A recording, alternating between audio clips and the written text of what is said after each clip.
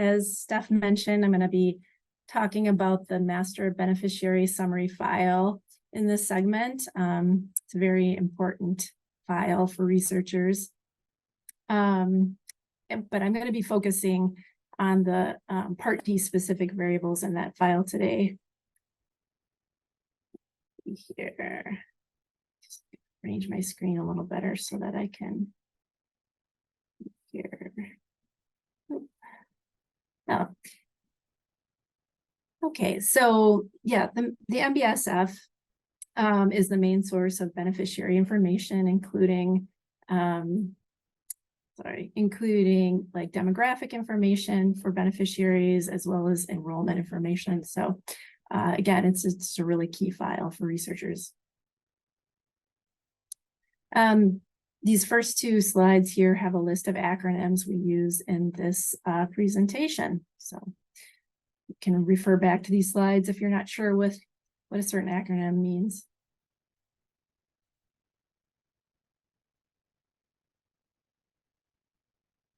Okay, so the structure of the MBSF is such that it contains exactly one record per beneficiary, and it includes 100% of all Medicare beneficiaries enrolled in that year. And it's on a calendar year basis.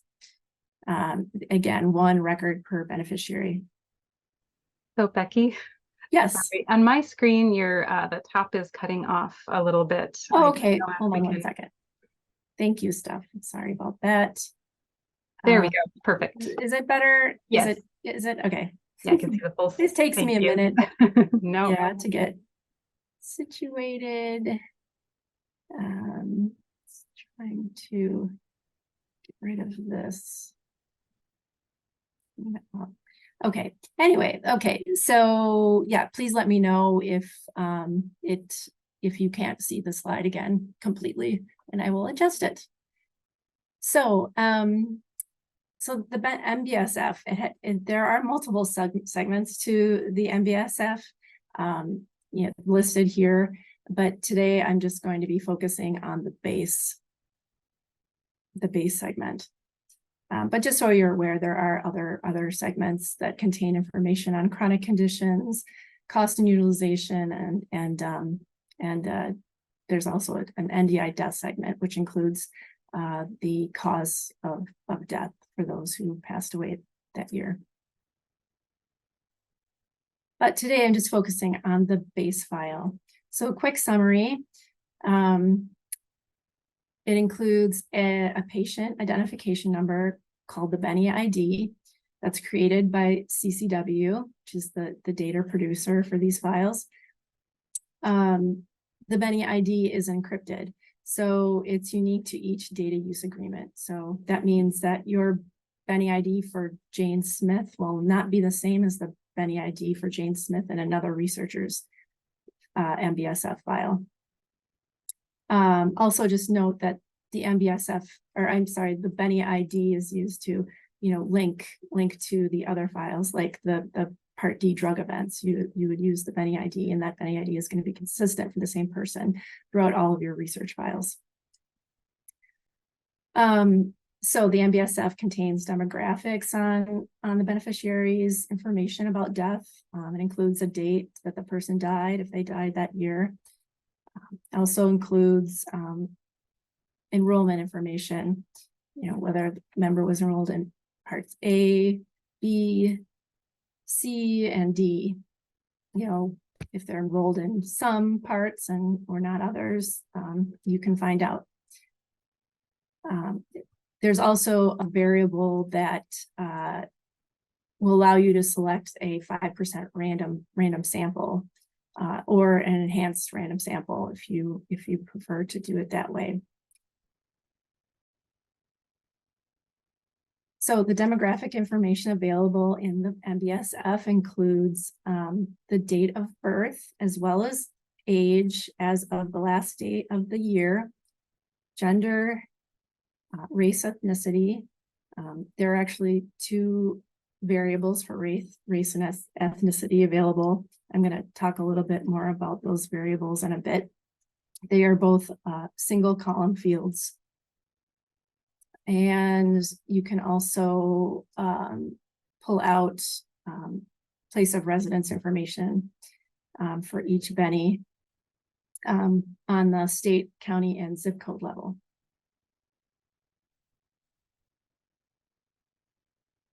So just want to note this, that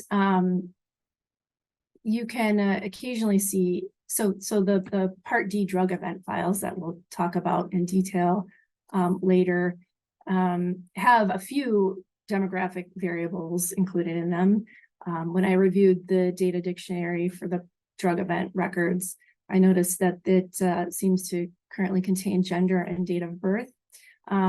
Just want to note that it is possible to see occasionally a discrepancy between what you'll see in the drug event records compared to the NBSF. This is kind of driven by different data sources. The NBSF comes from the common Medicare environment, whereas the PDE drug events come from the PDE database. So different sources, and maybe slightly different timing as far as when the demographic information was compiled. So just so you're aware of that, we would tend to say that the NBSF is the more validated, kind of reliable source for demographic information. So, generally when we do work, we pull that information from the NBSF and link it to utilization records, because we feel like it's probably the more reliable source. So race variables available in the file include what I'll call a Medicare race code, and this is kind of like the traditional race variable that's been offered in the file. You can see the list of categories there. All the categories are mutually exclusive. Like I said a minute ago, it's just a single column field. But there's also another option called the RTI race code. And it is generated by applying an algorithm on top of the Medicare race code that is intended to improve the categorizations. You can see kind of the category labels there in the second bullet under RTI race code. But like the Medicare race code, all categories are mutually exclusive. The information used in the RTI algorithm to help, enhance the outcomes are a list of Hispanic and Asian Pacific Islander surname lists from the Census Bureau, and it also uses the state of residence for the member. This is kind of we'll just gloss over this a little bit, but there was a study done comparing the RTI race and Medicare race codes to a self-reported race on a CAP survey. So this kind of shows you maybe the level of sensitivity and specificity comparing the two variables. So higher sensitivity generally means that there are going to be fewer false negatives, and higher specificity means fewer false positives. So kind of see the RTI race is is going to include more people in these race categories, when they should, would report themselves to be in those categories. So that's kind of where you get the improvement in the RTI race variable. But there's a slightly lower level of specificity. So you'll have maybe a few more, you're going to have some false positives, just to be aware of that. But overall, this is what the two breakouts look like compared side by side. This is from 2021, and you can see that, there is a,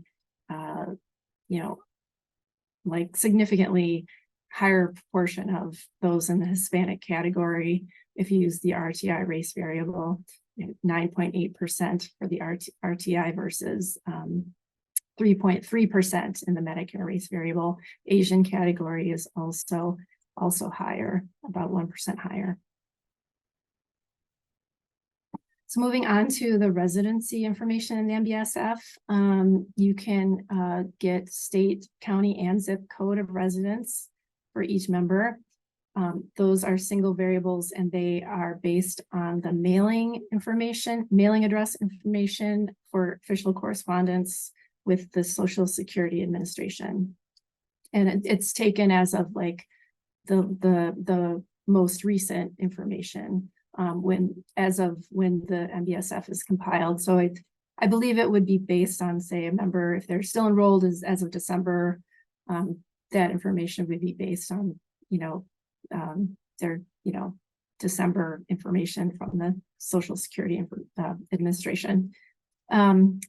There are also 12 monthly state and county FIPS codes for each beneficiary. And that comes from the CMS enrollment database. So yes, there are, two sources of residency information in the MBSF. And just so you're aware, both sets of information kind of use different sets of codes. The ones at the top use the Social Security Administration state and county codes, whereas the bottom obviously uses FIPS codes. So just be aware of that. The MBSF is your go-to source for enrollment information on each beneficiary. Tells you whether they're enrolled in Part A, Part B, including a state buy-in indicator, which means whether or not the state paid Medicare for the beneficiary's Part B coverage. Get some detailed information on that. It'll tell you whether or not they were enrolled in Medicare Advantage and Part D. And enrollment information in the MBSF is often presented in two different ways. It's usually offered for each month of the year, and therefore you'll see 12 different variables. But there's often also a summary variable, which will give you the total number of months that the member was enrolled in that coverage.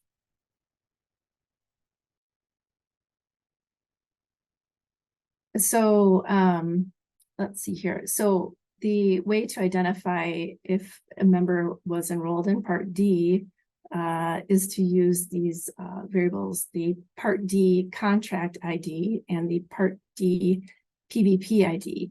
Those are monthly variables, so 12 of each.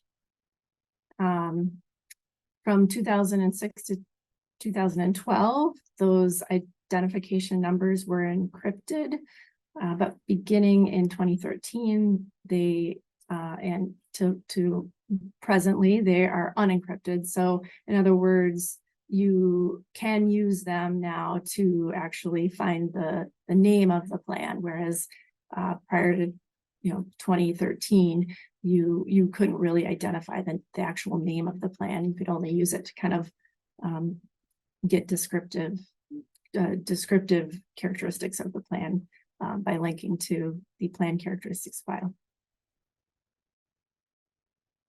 So it's important to note that you always need to know both the contract number and the PBP ID to identify the exact plan. So often you'll need both ID numbers when you're linking to other data sources like the plan characteristics file. You need both variables. So the Part D contract ID does contain some information. You can get some information just based on the first value of the ID number. So the first value is a letter, and here is what each letter represents. So using these letters, you could determine if someone is in like, for example, MAPD plan versus a PDP plan. You can also identify employee-sponsored plans. I will note, however, that there are many like employer group sponsored plans that actually start with an H, so they don't all start with an E. And I think Gia will talk about that in the plan characteristics segment. Just kind of wanted to mention that. X stands for limited income newly eligible transition plans, or LINIT. Those are just like temporary plans to kind of get somebody coverage quickly until they can be enrolled in a more permanent plan. And so all of these contracts, you'll see Part D event data in the PDE file, except, yes, no, that is true. They all have PDE data. However, there are some categories where you won't find information in the plan characteristics file. And that includes PACE plans and the employee-sponsored plans.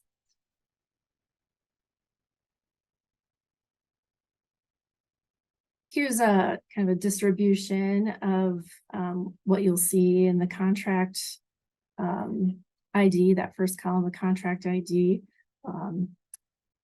as of June of 2021. So you can see the vast majority are enrolled in, right, the vast majority of those who are enrolled in a Part D plan are under MAPD or standalone PDP file. And these like the E's and the X's are very, very small. And you can also see that 22% are not enrolled in any Part D plan. Oh, and I'll just mention that 0 means that they that beneficiary was not enrolled in Medicare that month. So again, this is the June version of the contract ID. So you know, it could mean that they were enrolled at some point in 2021 to be included in the MBSF. They had to have been enrolled at least 1 month, but in June they were not.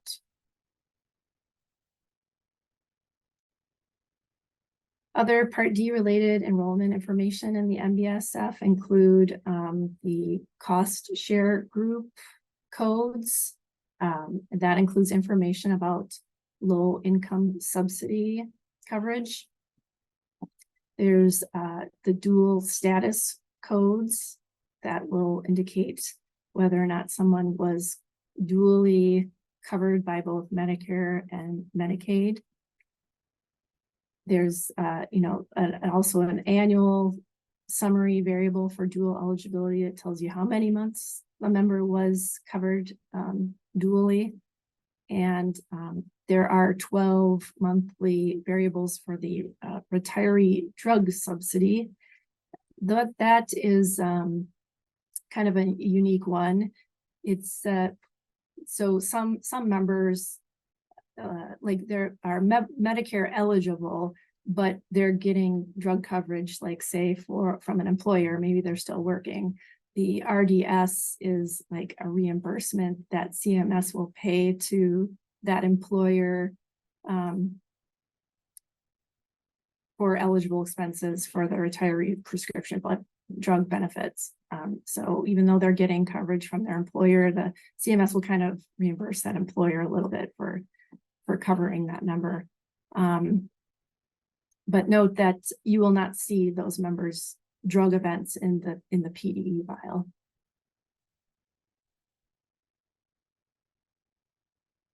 So kind of dive a little bit deeper into the low income subsidy, kind of give you an idea of the degree, the percentage of beneficiaries who are receiving a low income subsidy. And June 2021, it was about 27%. The low income subsidy is also, you might hear it called extra help, or LICS is another acronym used for the low income subsidy.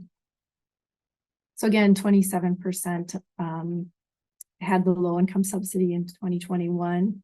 The breakout PDP versus MAPD beneficiaries is similar, but MAPD is a slightly higher percentage. So there are many different sort of levels of coverage under the low income subsidy. I believe there are 6 or 7 levels. So the link here kind of takes you to a really helpful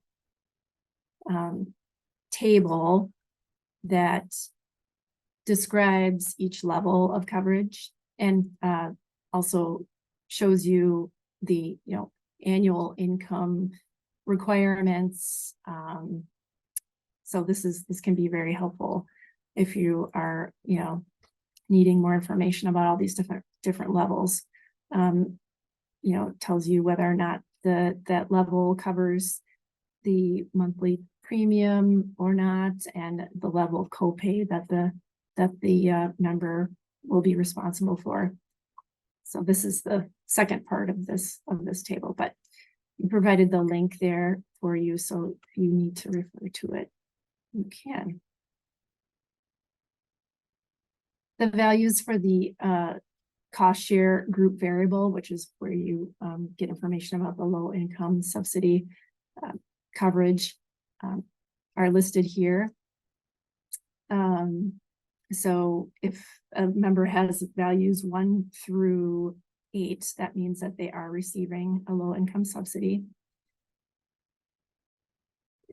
The word deemed is, we have it kind of called out in red because deemed indicates that the beneficiary was automatically enrolled in the low income subsidy program.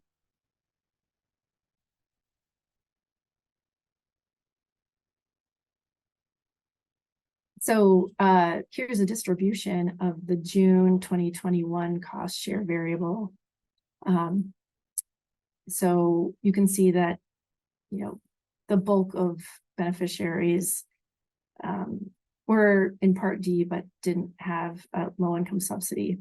But for those who did have one, you can see that the vast majority were automatically enrolled and were receiving like 100% premium subsidy with varying levels of co-payment subsidies.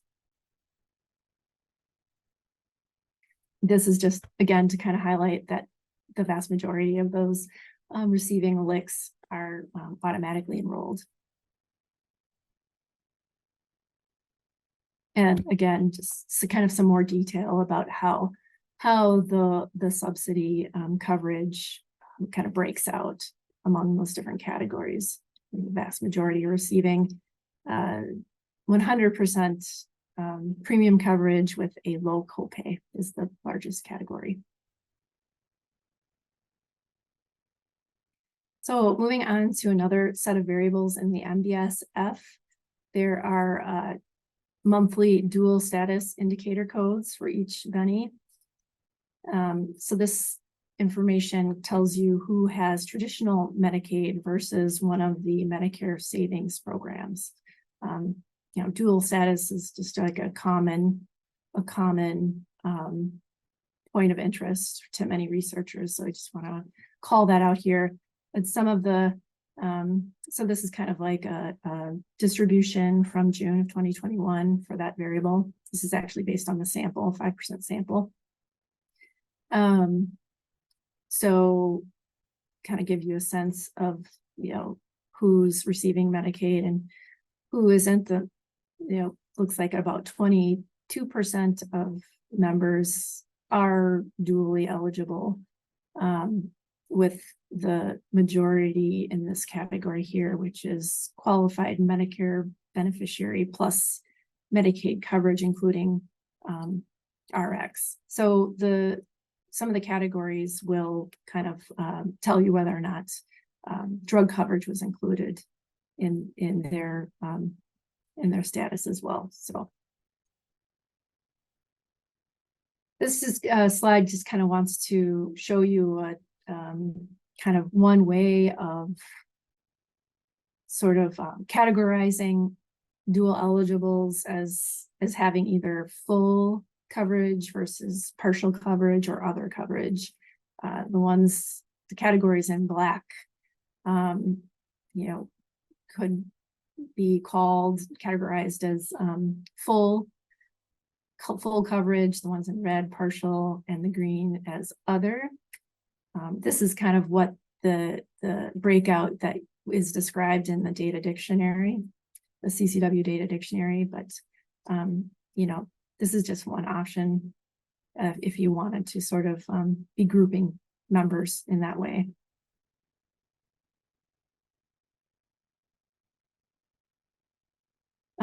So here are the sort of percentages in June of 2021 for the dual eligibles. So the bulk are considered full duals according to that breakout I showed you in the previous slide.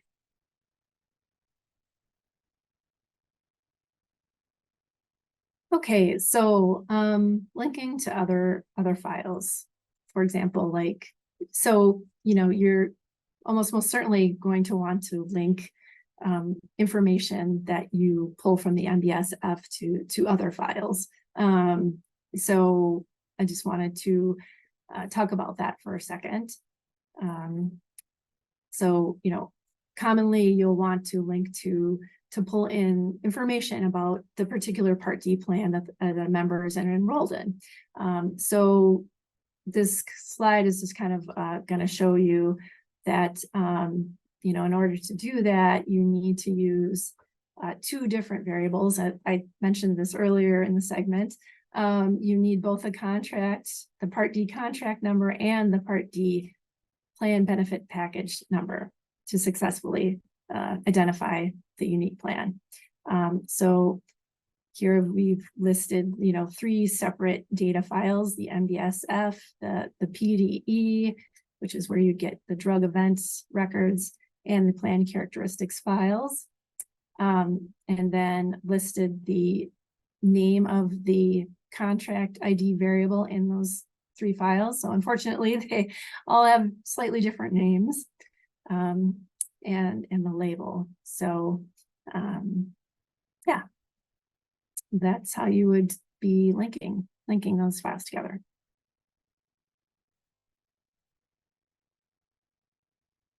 Should note though, however, this is kind of a more obscure identifier, but just so that you're aware, there is a segment identifier also in the MBSF. For Part D plans. It's only really needed to identify unique PBP segments that have different premiums depending on geography. So some plan premiums vary by geography, which is necessitating the incorporation of this segment identifier.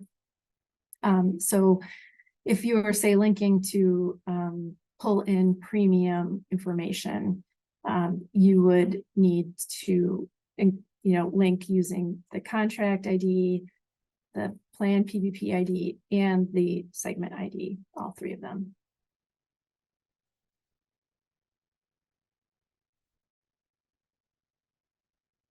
Okay, so this is kind of an add-on in this segment.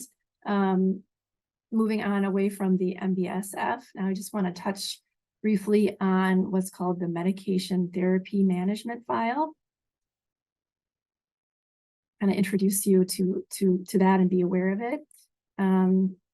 So CMS has a program called the Medicare Therapy medication. I think that's supposed to be medication therapy management program. So each Part D plan is required by CMS to incorporate a medication therapy management program into their plan's benefit structure. Annually, sponsors must submit an MTM program description to CMS for review and approval. In 2021, so this medication therapy management file can kind of will give you some more detailed information about the beneficiaries that were kind of using the program and other, yes. So in the 2021 MTM file, there were 752 distinct Part D contract IDs that I identified in the file, and most of them were MAPD plans.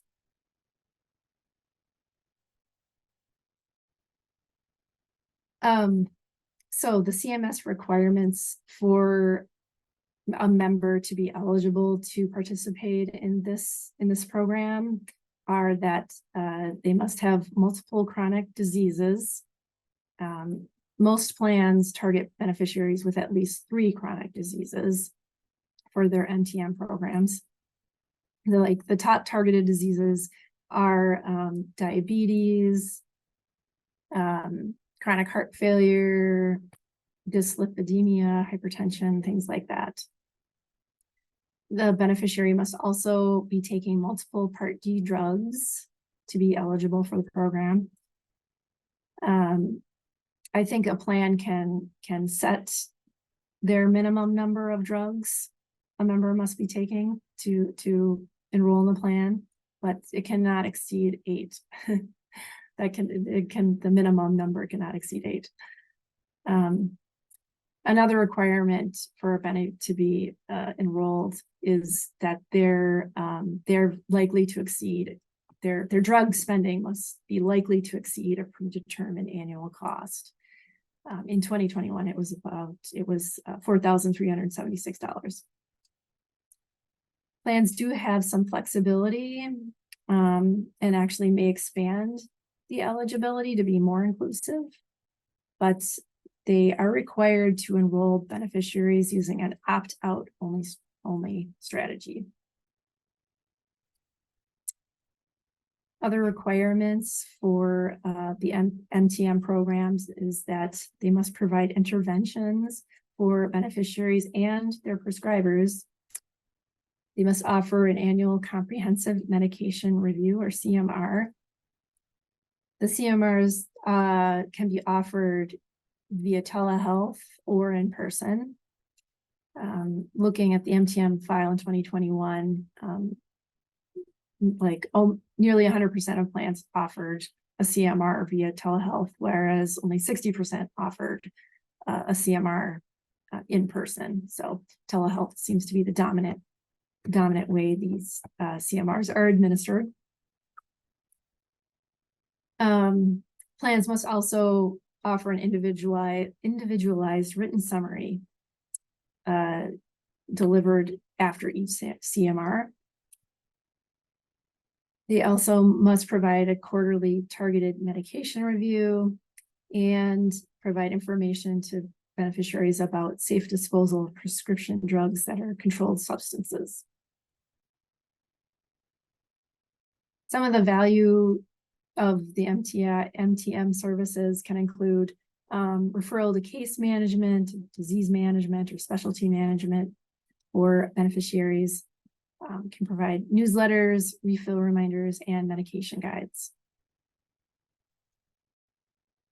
So the MTM file for researchers is on a beneficiary level. And some of the information it includes are the date that the beneficiary was identified as eligible for the program.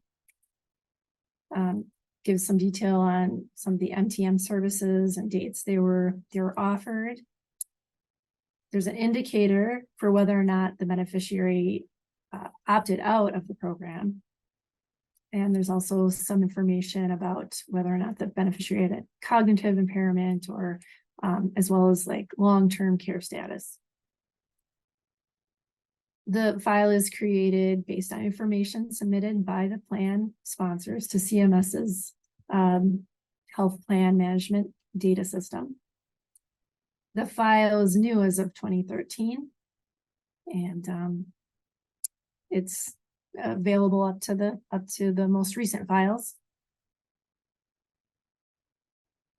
So, just again, to kind of emphasize the opt-out nature of the MTM program, so beneficiaries are automatically enrolled, and you will find them in the MTM research file. In 2021, there are 3.4 million beneficiaries in the file. However, that does not mean that they actually, received many services, because they could have opted out. So, nearly 15% opted out of the program, in 2021. Also, just want you to be aware that enrollment does not imply receipt of services. So maybe they haven't opted out. However, you still can't assume that they received a comprehensive medication review. So according to the 2021 MTM file, 98% had a CMR offered. However, of these, only 60% actually received a CMR. Okay, so that's the end of this segment.